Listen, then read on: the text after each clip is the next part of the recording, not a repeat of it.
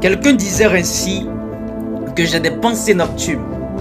Et j'aimerais dire par ceci, j'aimerais commencer par là en disant que ce que tu penses, c'est ce qui te détermine. Et à quoi pensez-vous?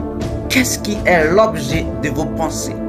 L'apôtre Paul, connaissant ces choses, est en train de recommander aux hommes de Philippiens à comprendre que nous qui sommes devenus enfants de Dieu en Christ, nous devons marcher dans la sainteté. La sainteté qui consiste en parole et en pensée. La sainteté qui consiste non seulement en pensée et en parole, mais aussi dans la spiritualité en Christ. Bien-aimé, si tu marches ou si tu penses à des choses bonnes, cela te déterminera. Alors, j'aimerais t'encourager à avoir des pensées bonnes, car c'est de l'abondance du cœur que la bouche parle. Si votre cœur est plein de pensées négatives ou de paroles négatives nocturnes, elle finira par être visible. Mais si tu penses à des choses bonnes et parfaites, des choses honorables et dignes d'approbation, elle finira par être visible. J'aimerais t'inviter à avoir une pensée positive, une pensée pure.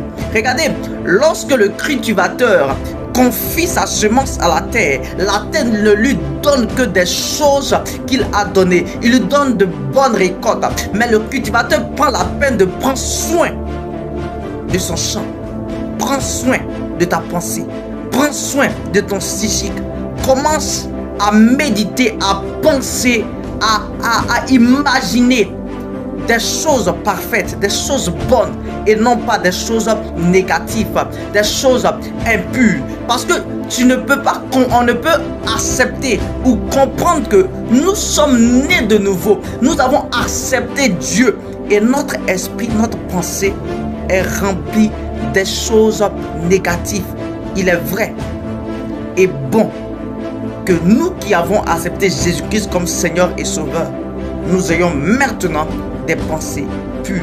Alors, bien-aimé, si cela n'est pas ton cas, prie donc le Seigneur et demande au Seigneur: aide-moi à avoir une pensée positive, aide-moi à avoir une pensée digne d'approbation, aide-moi à avoir une pensée qui te glorifie, car tu veux davantage que nous qui t'avons accepté, nous pensons comme toi, nous marchons comme tu as marché. Alors que l'homme vrai et juste et parfait dont tu es puisse habiter en moi et que je me révèle davantage l'homme nouveau que tu es. Que Dieu vous bénisse et que la grâce de Dieu soit avec vous. À bientôt.